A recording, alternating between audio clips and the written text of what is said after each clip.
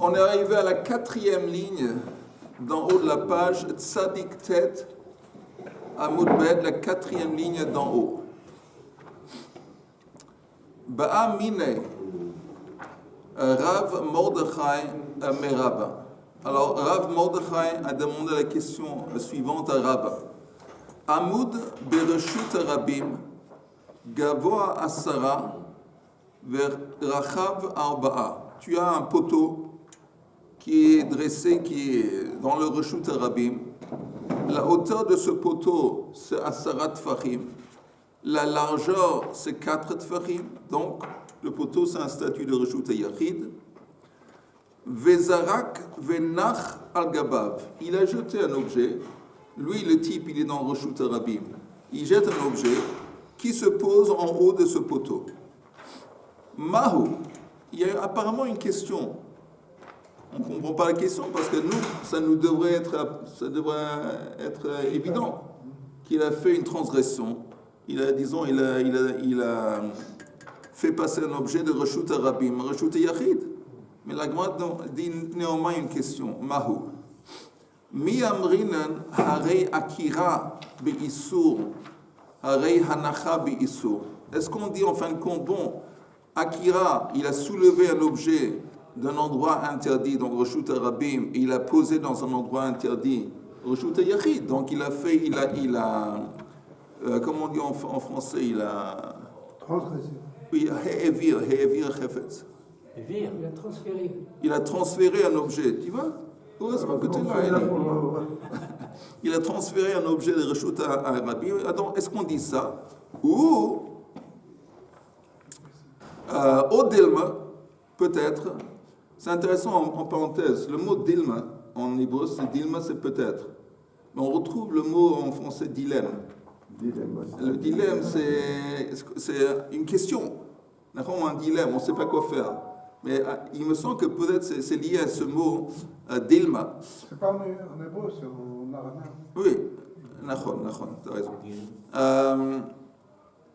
Oh, Dilma, Kevan de mimakom patur ka'atia lo. C'est comme l'objet qu'il a jeté. Il était lui dans le Reshut Rabim. Il jette l'objet. Pour que l'objet tombe au-dessus, se pose au-dessus du poteau, il doit passer au-dessus. D'accord? Qu'est-ce qu'il y a au-dessus de Asarat Fachim dans Reshut Rabim? Il n'y a pas Reshut Rabim. On avait dit que Reshut Rabim, c'est jusqu'à une hauteur de 10 Tfachim. Au-dessus, c'est Makom Patour. Alors, il est en train de dire, il savait en fin de compte que l'objet, il a passé de Makom Patour, les Reshut Rabim. Ça, ce n'est pas un interdit de la Torah. Compris la question? Ou un peu flou? Je répète. De toute façon, il ne peut pas rester en l'air. Oui, ça c'est vrai. Mais la question est, si quelqu'un est dans un Reshut Rabim, il jette un objet, peut-être il n'est même pas jeté, il a posé cet objet au-dessus d'un poteau qui a une hauteur de Asarat Fachim. Il a besoin de ce poteau d'avoir une hauteur de Asarat Fachim pour être considéré comme Reshut Yachid. Il a une surface au moins de 4 Tfachim, c'est Reshut Yachid. Donc apparemment, il a fait passer un objet, le Reshut Rabim, Reshut Yachid, interdit. On nous dit non, peut-être en fin de compte, comme pour se poser sur le poteau, ça doit passer au-dessus du poteau. Au-dessus du poteau, c'est un espace qui n'est pas considéré comme Reshut Rabim. C'est Makom Patour. Donc il s'avère que cet objet, il est venu de Makom Patour et il s'est posé sur Reshut Yachid. Est-ce qu'on dit ça ou pas? Il n'y a pas une continuité Hein? Il n'y a pas une continuité du poteau? Oui, tu as raison. Il y a une continuité. Reshut Yachid, ça monte jusqu'au ciel. Mais, encore une fois, avant, lui, c'est pas important s'il a pris à la main, il a fait comme ça, ou s'il a jeté. Mais avec sa main, le truc, il est passé au-dessus d'Asrat Fachim, avant qu'il a été posé au-dessus du poteau. Donc, au-dessus d'Asrat Fachim, c'est pas Reshut Rabim, c'est Makom Patour. Ça, c'est la question.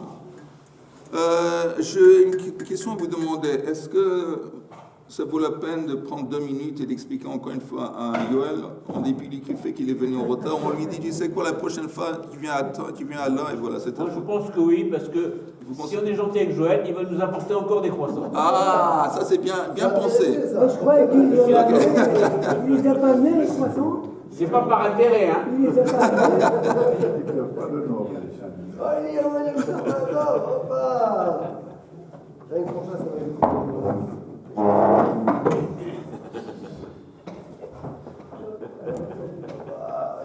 est plus beau. Pas seulement il est en retard, mais il fait un cirque, on lui fait un cirque aussi en plus, il faut attendre.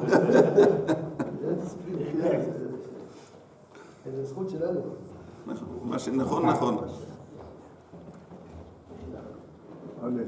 Cette fois-ci, il y a Mechila. Aujourd'hui, tu entends la question qu'on demande, c'est qu'il y a un poteau à une hauteur de Asarat Tfachim et une largeur de 4 Tfachim qui est dans le Reshut Rabim. Il y a quelqu'un dans le Reshut Rabim, il prend un objet, ou il le jette, ou il le pose avec sa main, il le pose au-dessus du poteau. Donc apparemment, il a fait passer un objet de Reshut Rabim à Reshut Yachid. Le poteau, c'est Reshut Yachid. C'est clair? Mais la Gemara dit que ce n'est pas évident. Pourquoi ce n'est pas évident? Parce que quand tu lèves la main pour poser l'objet au-dessus du poteau, l'objet il est maintenant dans un espace qui n'est pas Reshut Rabim. Parce que Reshut Rabim, ça s'étend jusqu'à une hauteur d'Asarat Fachim. En haut, ce n'est pas Reshut Rabim, c'est Makom Patour. Donc en fin de compte, l'objet il est passé, avant de se poser au-dessus du poteau, qui est Reshut Yachid, il était avant pas dans Reshut Rabim, il était dans Makom Patour. Ça, c'est la question. C'est clair? Okay.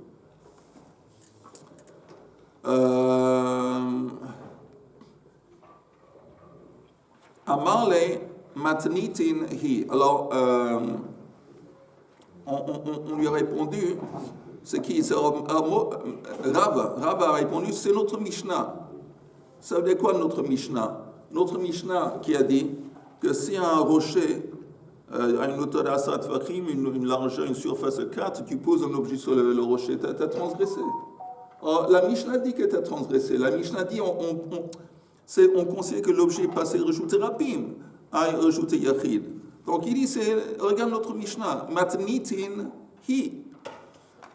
Ata Shailei le Rav Yosef. Il est allé demander cette même question à un autre Rav Yosef. Et il a reçu la même réponse. Amar le matnitin hi. Ata shailei le abaya. Je ne sais pas pourquoi ils sont entêtés à demander la même question. Puis il n'était apparemment pas tout à fait convaincu. Ils vont demander à un autre sage. Est-ce qu'on a le droit? Normalement, hein? Est-ce qu'on a le droit? Est-ce qu'on a le droit de faire ça? Oui. Normalement, non. Non, ça dépend. Si tu demandes, ça dépend. Si tu demandes une question pour savoir comment agir. Si c'est pas Alors là, non. Tu demandes à Rav comment je dois agir dans cette situation, il te dit, tu es censé d'aller selon son avis. Ici, ce n'est pas une question comment il est censé de se comporter, c'est une question théorique. Là, c'est différent. Encore une fois, c'est notre Mishnah, c'est évident. Alors, il répond à Marlehu, il a répondu, Kulhu beroka de hadad eitafitu. Vous êtes tous en train de cracher le même crachat. Oh là là. Une belle expression. Mais ça veut dire qu'un crachat, c'est quelque chose qui ne vaut rien. Et vous êtes tous les trois en train de cracher le même crachat. Amarle v'at lotisbra. Mais attends, toi, tu ne vas pas être d'accord avec la Mishnah v'hatnan. Et pourtant, dans la Mishnah, c'est enseigné. Anotel mehen v'hanoten al gaban chayav. C'est écrit que si quelqu'un il prend un objet qui auparavant était sur un rocher, qui est de Asarat Tfachim d'auteur, et aussi l'enlève, il a transgressé. Alors il répond, Amarle dilma matnitin bemachat. Peut-être notre Mishnah parle d'une aiguille. Qu'est-ce que ça nous avance de dire que ça parle d'une aiguille qu'on a pris en haut du rocher? Qu'une aiguille, comme c'est tellement petit, c'est vraiment considéré comme si c'est passé dans Reshut Rabim. Mais la Gemara dit non. Machat nami. Ifshar de l'homedalia purta. même une aiguille, comment tu fais pour la mettre sur le... Comment tu fais la poser sur le Reshut HaYachid? Évidemment, il y a quelques millimètres où elle est montée au-dessus de Reshut HaRabim. Ça va pas t'aider, t'es pas sorti de l'auberge avec ton histoire d'aiguille. Alors, la Gemara propose quelque chose d'autre. Des itlei morsha. Itlei morsha, c'est comment on dit une blita. Comment on dit blita en français? Quoi? Une bosse? Oui, une bosse qui sort du côté. Un rebord, oui. Il y a ce poteau. Il a un morceau de bois qui sort du côté. Et ici, on n'a pas placé l'objet au-dessus du poteau. On l'a mis sur ce morceau de bois qui sort, ce rebord, qui est plus en bas. Alors, si c'est en bas, ça veut dire que l'objet n'est pas monté au-dessus d'Asad Farin. Il n'y a pas de problème. On parle de ça, Morsha. Il a mis une autre possibilité de Ramya Bacharitza, que c'est possible que sur le bord du poteau, il y avait, ou même le rocher, il y avait un trou. Un trou. Donc il a mis l'objet à l'intérieur du trou qui était sur la paroi extérieure du poteau. Et donc si tu expliques comme ça, il n'y a pas de problème. Donc il n'y a pas de problème dans le sens que c'est pas évident. Il y a une possibilité de dire que c'est interdit il n'y a pas d'interdiction midoraïta quand c'est en haut. Alors, comment on explique la Mishnah qui parle d'un rocher ou de Chulia Babo?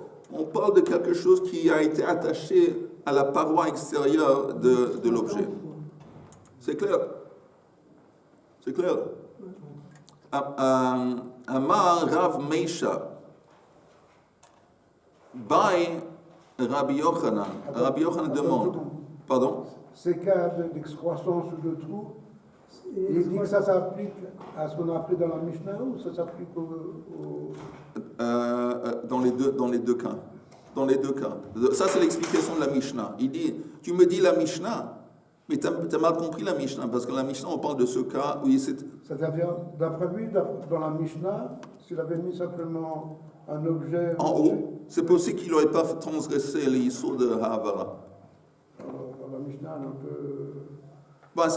Oui, non, je suis d'accord avec toi. C'est loin d'être évident sur les réponses, mais c'est possible.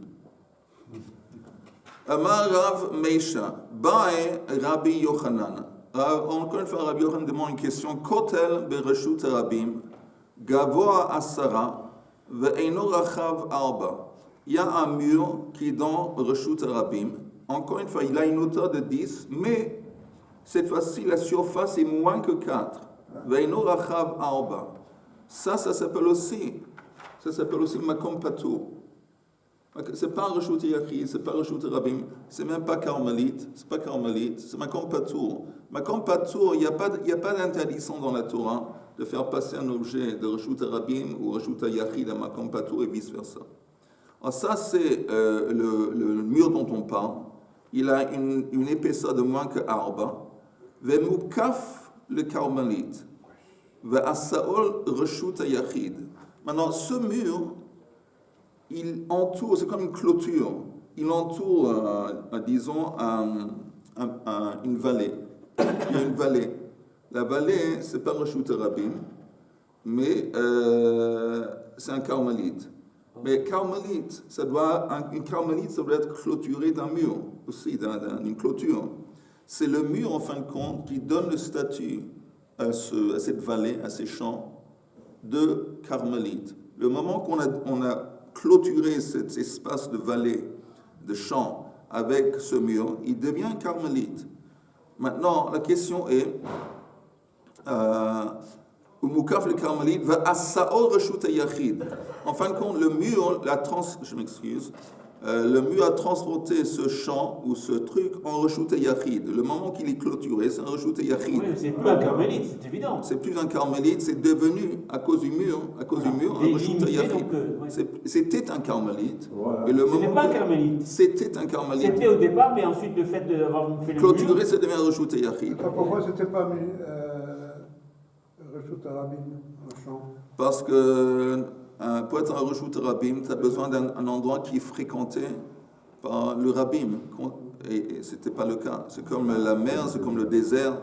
C'est le désert. Mais le mur, il n'est pas rattaché à la surface, maintenant qu'il est... Oh, alors maintenant, justement, ce mur maintenant, il devient la clôture de ce Reshut Yachid. Vezarak venach al gabav. Maintenant, le type, il est, je sais pas, il est à l'extérieur du mur. Il n'est pas à l'intérieur. Il jette un objet, ça tombe au-dessus du mur. Mahu, qu'est-ce qui se passe? Mi amrinan kevan de eino rachav arba makom patuhu. Est-ce qu'on dit, mais en fin de compte, le mur, il a une épaisseur de moins que 4, donc ça reste makom patuhu, donc rien s'est passé, il n'y a pas eu de transgression. Oh, Dilma, ou peut-être, kevan de asao reshut yachid keman de malay damya.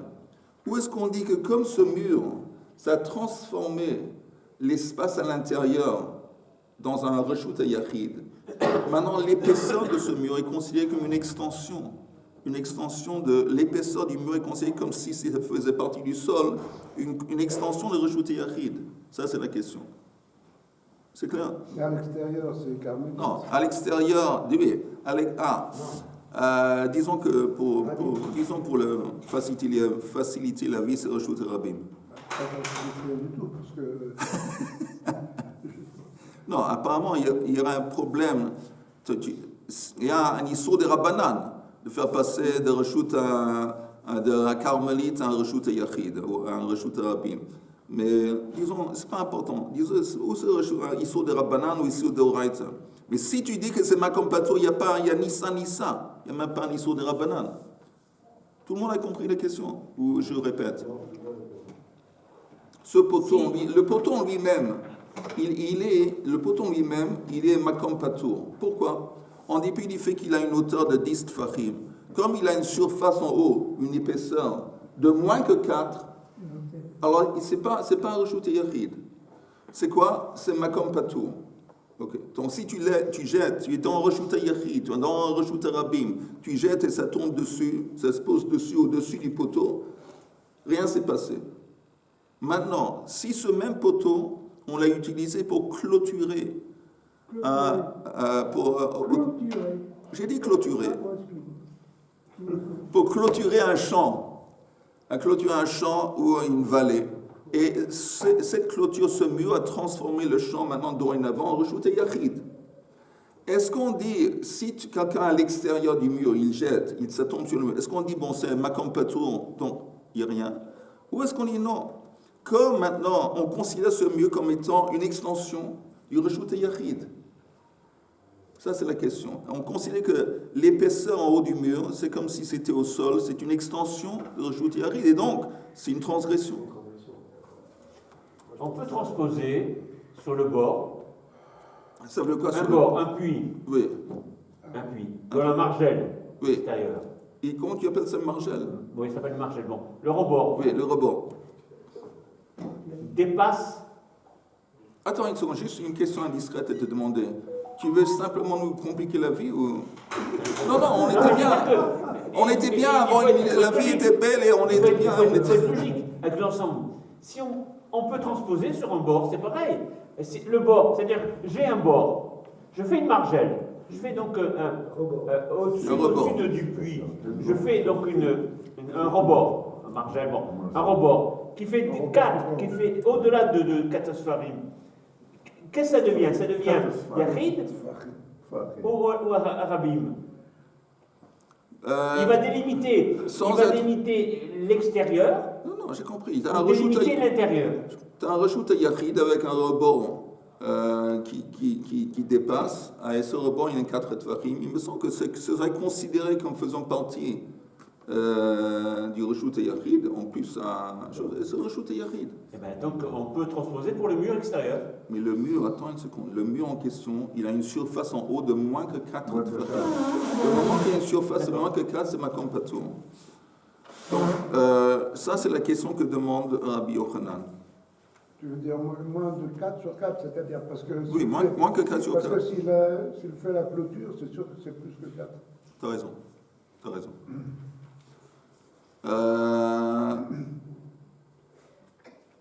La Gemara dit, Odel Noken, Kevin Dassor Reshut Yachid de Malidam. Amar Oul répond קל וחומר לאחרים עושה מחיצה לעצמו לא כל שכן.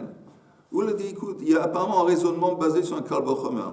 Si le mur, il peut transformer l'espace à l'intérieur dans une mechitza, ça veut dire un autre domaine, un domaine en lui-même, ça veut dire un reshut yachid, à plus forte raison lui-même, il va être impacté. Si, c'est un kal vachomer intéressant, si tu arrives à transformer quelque chose d'autre et tu lui donnes un statut de reshut yachid, à plus forte raison, toi-même tu es impliqué. Et toi-même tu deviens un reshut yachid, le mur. Ça c'est un kal vachomer. C'est intéressant, comme il y a des... Chomer le marcheva.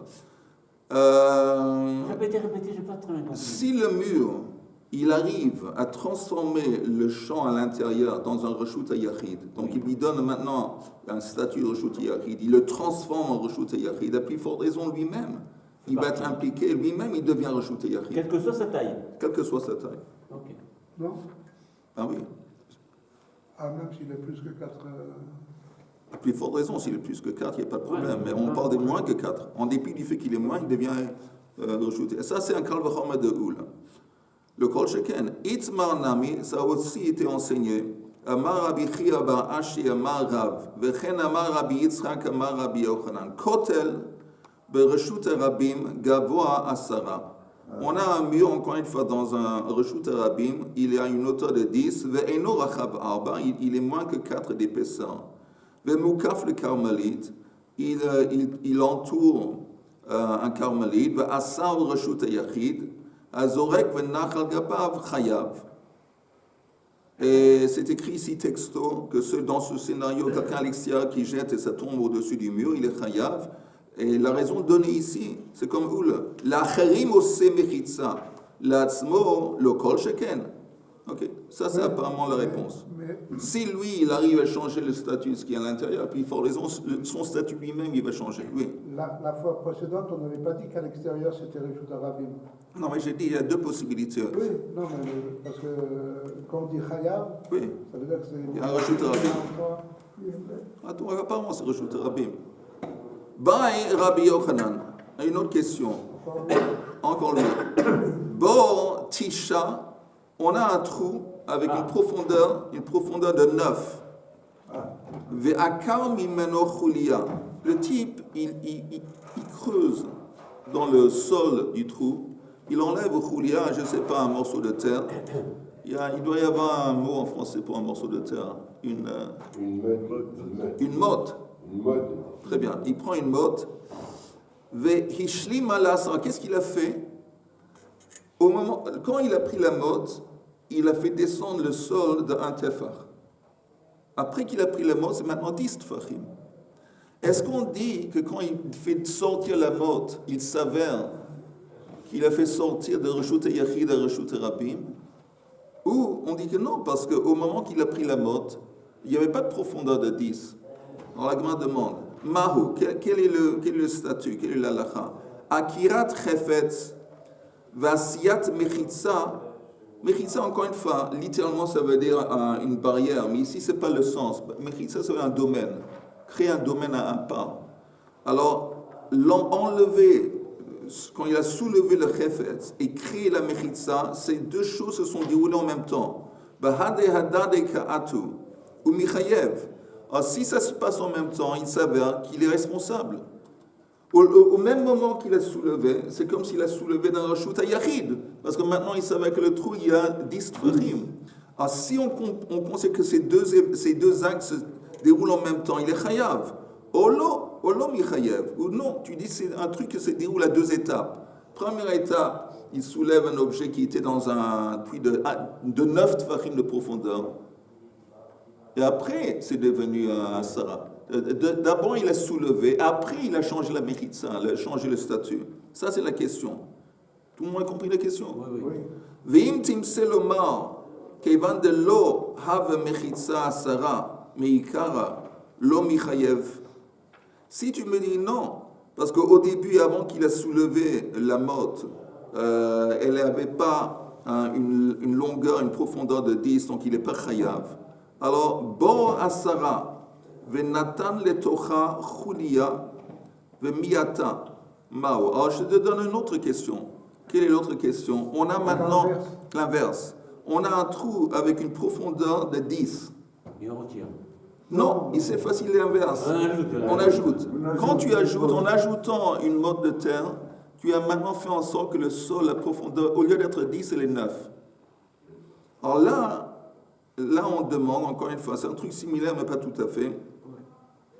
Boasara venatan de tocha chulia ou miata.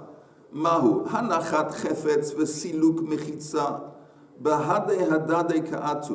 Michayev. Est-ce qu'on dit encore une fois que l'acte de placer la motte à l'intérieur et de changer le statut, ça se déroule en même temps? Donc, attendez. Si ça se déroule en même temps, si ça se déroule en même temps, il ne devait pas être Chayav. Attendez une seconde. Parce qu'au début, c'est... Oui, au début. Au début, Oui, mais si tu me dis que poser l'objet et changer le statut, ça se déroule en même temps, c'est qu'au moment qu'il l'a posé, il l'a posé dans un endroit qui n'était pas Reshut HaYachid. D'accord, si c'est juste avant, juste après. Rashi dit, regardez le Rashi qui dit, Vesiluk mechitza. Rashi dit, Vesiluk mechitza, Behanacha zu nistalka mechitza tabor. Le moment qu'il a posé cette motte au sol du trou, ça a changé de statut. C'est plus dorénavant en Reshut HaYachid. Mishenit ma'ata ma'asara. Mi mahane hai miuta le miftere olo. Est-ce que on dit que le fait que maintenant ce bord il est un peu plus en haut, moins profond, est-ce que ça va le rendre pas coupable? Est-ce que ça va l'exempter dans ce scénario qui pose les mottes dans ce trou au début d'une profondeur de 10? Hein? Non, si on change le statut, il a le statut nouveau, ça paraît évident. Et donc, Non, il y a deux possibilités. Tu entends? Il y a toujours deux façons d'aborder ce problème. Ou ça se passe en même temps, ou ça se passe à deux étapes. Mais non, mais c'est jamais en même temps. Ah non, Si la vous Gemara décompensez- demande, c'est possible. en même temps. Là, Si c'est on pour- décompose le mouvement, c'est au début, il est pas tout, tac, tac, tac, tac, tac, et puis, paf, il y a un changement. C'est pas en même temps. Il y a un changement, il devient... Et après coup, le changement, il est normalement après coup. Après coup, c'est-à-dire, tu mets la motte dans le truc, tu as posé, tu entends. Poser, ça change. Mais tu entends, Mais à cet instant. mais Richard, Mais avant nous, Richard, C'est la même action, il y a pas d'arrêt. ça c'est le sol, ok? Ça c'est le sol du puits ou du trou. Je prends un objet et je le mets ici dans le trou. Le trou est maintenant, je le mets dans le trou. Mais au moment même que je pose, il savait que maintenant le trou que j'ai changé, le trou il a pris une profondeur de 10, c'est une profondeur de 9 à cause de la motte qui a une hauteur de... Alors, c'est pas évident. Est-ce qu'on conseille que ça se passe en même temps? Et si ça se passe en même temps, il devrait être patour. C'est pour ça que je ne comprends pas pourquoi la Gemara dit il devrait être chayav. Il y a une petite finesse qui Au me... départ, m'échappe. il est Khayab, puisqu'il y a 10 au départ. Oui, Donc quand il démarre, il est Khayab. oui, attends une seconde. La question est, au moment que tu poses l'objet au bas du puits, il y a un changement. si ces deux choses Il y a un sont changement. conseillées que ça se passe en même temps, au moment même que tu as posé l'objet, il savait que le trou a une profondeur de 9. Ça veut dire, si ça se passe en même temps, ça veut dire qu'il a posé un objet dans un trou de 9. Si, Ou est-ce que ça se passe par étapes? Ça veut dire que d'abord, il a posé un objet dans un puits de 10, il a transgressé, et c'est seulement après qu'il a posé l'objet qu'en fin de compte, maintenant, le trou, il a 9. pour dire s'il est Khayab, est-ce que l'on considère le départ, le démarrage ou la fin? Au départ, il est Khayab. À la fin, il n'est plus. Ah, ça, c'est Parce comme que tu je sais pas dis. qu'est-ce qu'on- La façon que tu as présenté les choses, le départ et la fin, encore une fois, c'est une histoire à deux étapes. Mais la Gemara dit c'est possible qu'on considère que les deux choses se déroulent en même temps. Si C'est le message, instantané. il Si est- c'est il est instantané, Khayab, il savait qu'il n'est pas il est à tout. 10. l'exemple, un meurtrier. Oh, Un meurtrier. J'ai un poignard. Oui. J'ai un poignard. Tu fais peur là, Richard. oh là là. Je ne suis pas un assassin. Oui. Ah non, Ah, ah, d'accord. oui. Ouf. C'est un boucher. Je ne suis toujours pas un assassin. Oui. Et à un moment donné, Oui. j'enfonce mon poignard, je suis un assassin. Donc il y a un passage, c'est pas le même temps. C'est tous des temps différents. Il ne devient assassin que lorsqu'il a vraiment planté le Ça couteau. dépend si tu avais une pensée avant. Ah si, quand tu penses, tu deviens assassin. Il devient assassin que lorsqu'il plante le couteau. Non, le plan de couteau, il n'est pas encore mort. Même sans planter, Ça prend quelques minutes. par exemple, il est c'est différent. Oui, voilà. Est-ce que Les tu khayab, comptes, même sans tu planter- comptes l'intention ou l'action? Non. Est-ce que c'est l'intention ou l'action qui Ah, compte? les khayab, Attends une petite seconde. Non, Ok. il y a attention, ça. C'est ça, il y a attention. L'intention ou l'action, c'est la même chose? Non, ici c'est différent, ça marche pas l'analogie, ça marche pas. Mais Non mais l'attention, on ne prend pas en compte l'attention. Il y a l'intention de poser dans Il y a l'intention et l'action. dans un domaine privé, donc il est khayab. Non, action, réaction. Mais comment tu veux faire ah non, je m'excuse. Dans la Gemara, quand la Gemara dit Chayav, c'est pas une constatation, c'est une question. C'est une question. Alors encore une fois, on va relire ça. Ça c'est le même genre de question qu'on a eu avant dans le sens inverse. On dit que Bahade Adade Atu Michayev ou Lo Michayev. Ok, ça dépend encore une fois. Si tu dis que c'est une histoire à étapes, une feuilleton, comment on dit un feuilleton? Décomposé. Alors là, il est chayav. Il est chayav. Mais si tu dis que non, ça se passe en même temps, il n'est pas tout. Alors la Gemara répond, Tifshot le medidei. Tu peux répondre de la question de la Mishnah suivante. Detnan, hazorek arba amot bakotel. Quelqu'un qui jette un objet, le type il est éloigné exactement une distance de 4 amot du mur. Exactement. Il jette un objet, les malama sarat fachim kezorek ba'avir, les mata ma'asara kezorek ba'aretz. Si l'objet qui a heurté le mur, c'était au-dessus de asarat fachim, c'est comme s'il jetait ça en l'air, en dépit du fait que le mur il est à Reshut Yachid, il a Asra, Arba d'épaisseur. Mais on parle ici maintenant de faire passer un objet Arba Amot Bereshut Rabim. Il le jette. Si ça atteint le mur, ça s'est collé au mur au-dessus de Asara Tfachim, c'est dans l'air. C'est pas Reshut Rabim. Tandis que les Matam Asara, Kezorek Ba'aretz. Va'azorek Ba'aretz, Arba Amot Chayav. Et nous on sait que si c'était en bas de Asrat Fachim, c'est comme s'il avait déplacé un objet 4 amot, Bereshut Harabim. Je répète, un type il est en face d'un mur, exactement 4 amot. Il jette un objet et ça cogne le mur en bas d'Asrat Fachim. En bas d'Asrat Fachim, ce mur il est considéré comme faisant partie du sol. Donc il est chayav arba amot Bereshut Harabim. Et la Gemara demande Vehavenenba. Valo Veha Lonach. C'est de quoi Lonach? L'objet, le projectile, il ne s'est pas collé au mur. Il y a eu un rebond. Je ne sais pas c'est pas important quel projectile c'est, mais il touche le mur et puis il y a un petit rebond. Le petit rebond, il fait en sorte, il ne va pas tomber exactement à 4 mètres. Il va tomber quelques centimètres avant, avec le rebond. Donc, et si c'est quelques centimètres avant le mur, c'est pas 4 mètres. Parce qu'il est éloigné à une distance exacte de 4 mètres du mur. Tu me dis qu'en bas, si c'est en bas, ça touche le mur en bas de 4 mètres, il a fait passer un arba mètres de Jodabim. Comment? Alors la Gemara répond. On est obligé de décomposer. Attends, laissez-vous, s'il te plaît.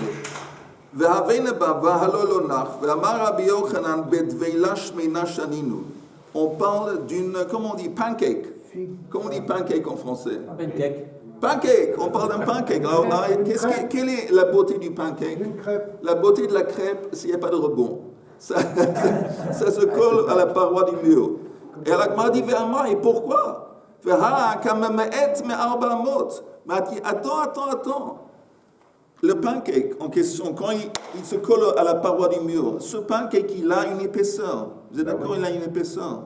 Donc, si tu prends en compte l'épaisseur du pancake, il n'a pas parcouru un espace de 4 mètres.